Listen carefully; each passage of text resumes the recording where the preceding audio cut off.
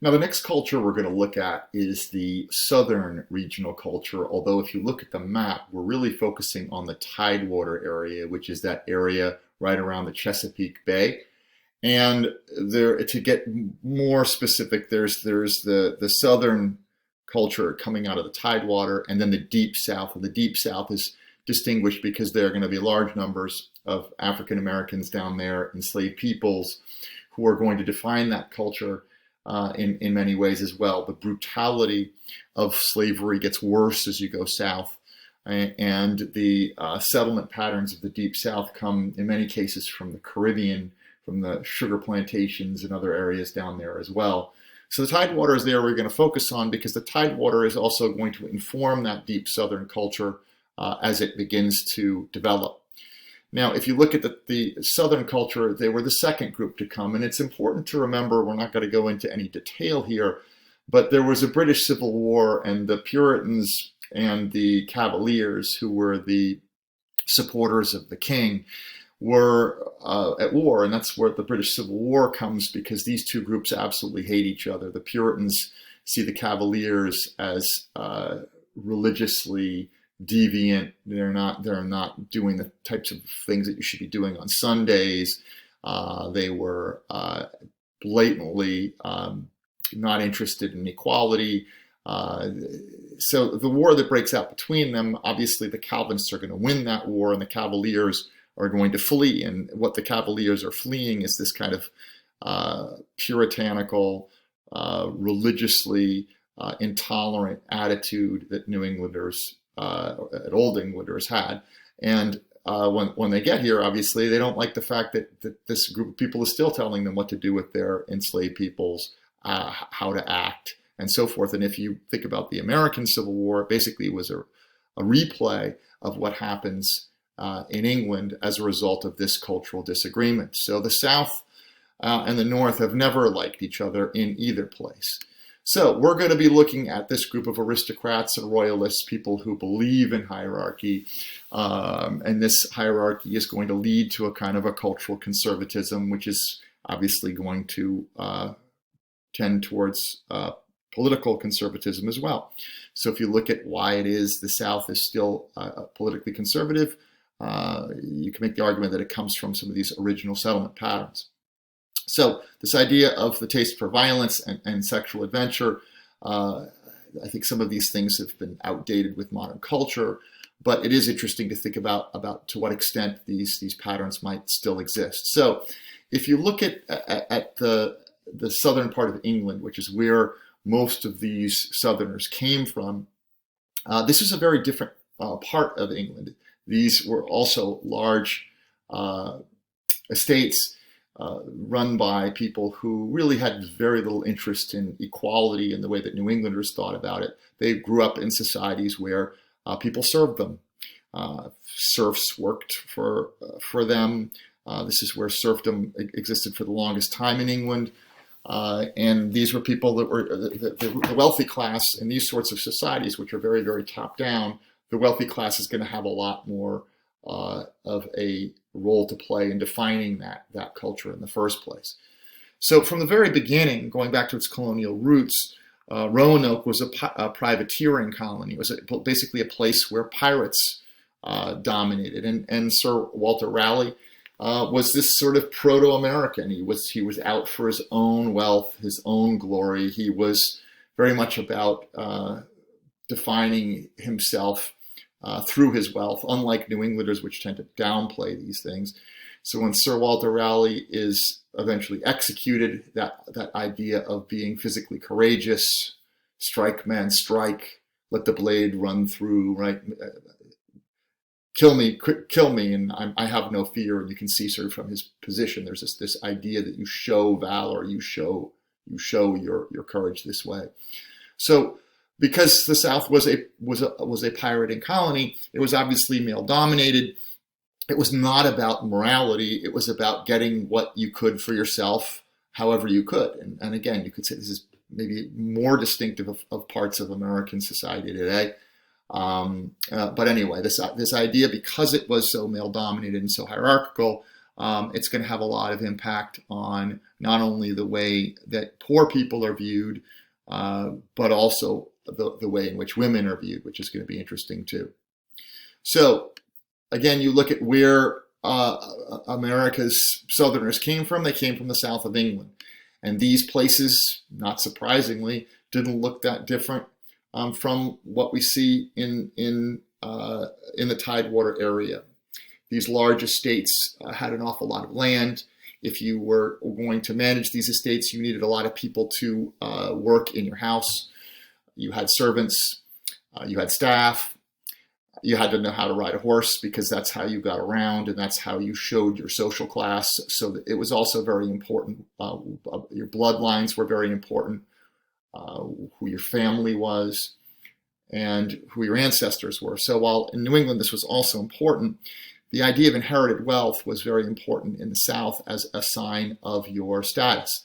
And it wasn't something to be ashamed of. New Englanders often thought that inherited wealth was something to be a little bit suspect of because, that person didn't actually do anything to earn his status. And here in the South, it's all about these large families that are going to dominate things. So in this hierarchical aristocratic world, there's going to be a lot of emphasis on etiquette, social etiquette. Dancing lessons were important. As I mentioned, horse culture, coats of arms, and the importance of conspicuous consumption and leisure. So in the South, the idea was, if you are a wealthy person, you show that you're wealthy by the way that you spend your time. You kill time, you play dice, you play cards, you spend time out on the veranda in long conversations, you drink. You are perfectly happy to show that you are not going to do much of anything in your spare time. Whereas in New England, they always talked about improving the time.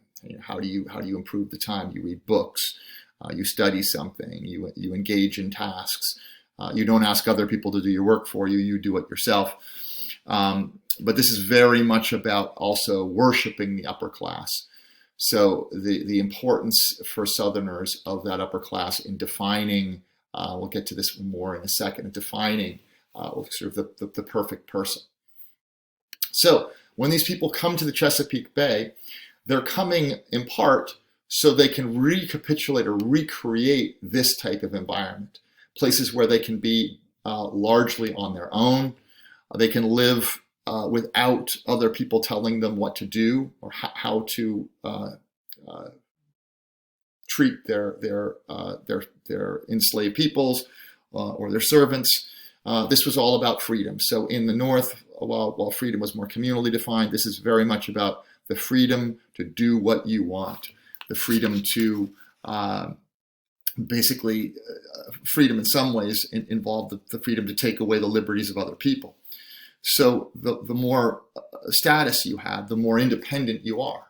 So literally, freedom is a privilege, and it's one also that you can be born into. So poor people and people of color don't necessarily deserve freedom. They simply, it's just the way the world is. It's not particularly equal, and that was a common understanding, particularly in the Tidewater area.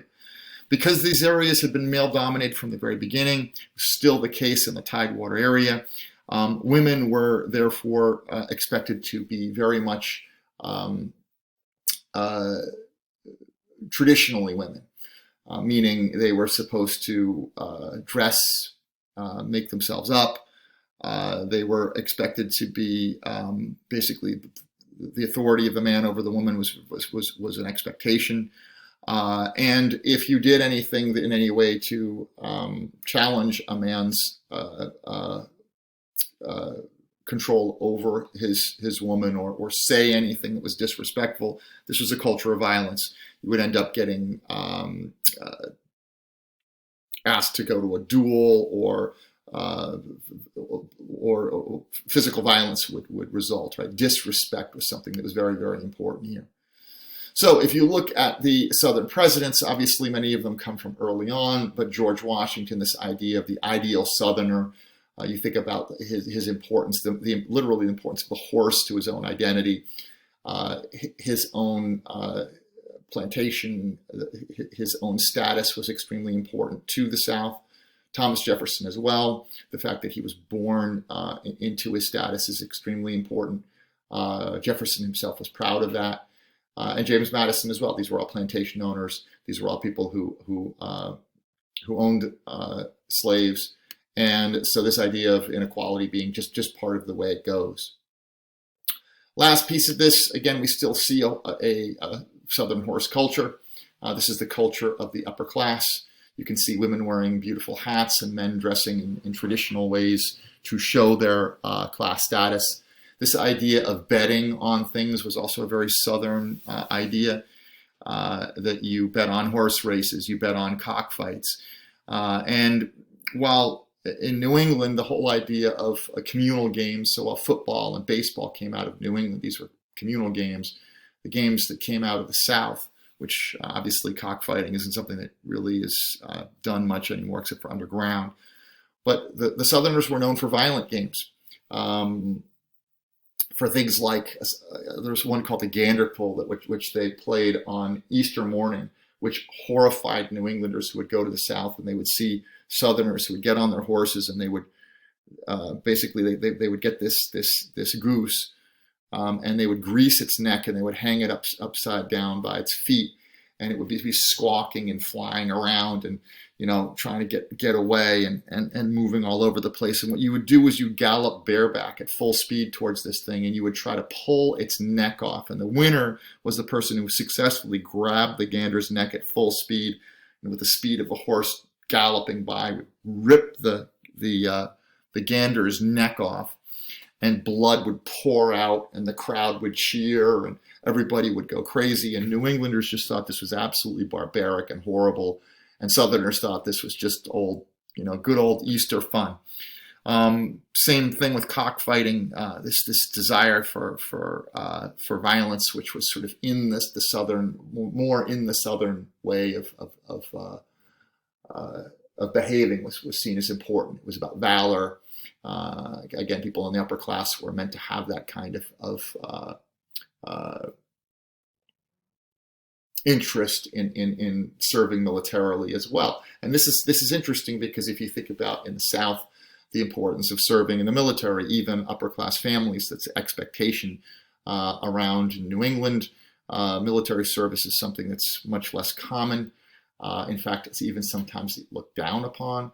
But in the South, very much not. It was about showing your valor, and the importance of family and all of these things. So all of these things together fit into this idea of the Southern identity. And if you think about the way in which the South honored Robert E. Lee during the Civil War, Robert E. Lee, from an old Virginia Tidewater family, fights for the South, is celebrated because he represents that kind of gentleman warrior. But again, all of these aspects of the Southern cultural pattern are going to be important. The acceptance of inequality, just as a matter of the way things are, the embrace of material things, and showing off your wealth, very much more of a Southern thing. And even the idea of language, this sort of slower drawl, the kind of, a Southern way of talking, which is a little more slow and a little more relaxed. It speaks to a kind of a culture that emphasizes these sorts of things. So not only in the speech patterns, but also in the ways that the South thinks about what's important, right? And all these things are going to be aspects of the Southern culture. And you might think about how these are differentiated from New England. So looking at modern elements, I don't have this listed in front of me, but again, lower emphasis on education in a traditional sense, higher acceptance of inequality, and a much, much higher importance put on individual freedom. Individual freedom, freedom to run your house the way you want it to be run, take care of your woman, take care of your people. This is the Southern cultural foundation.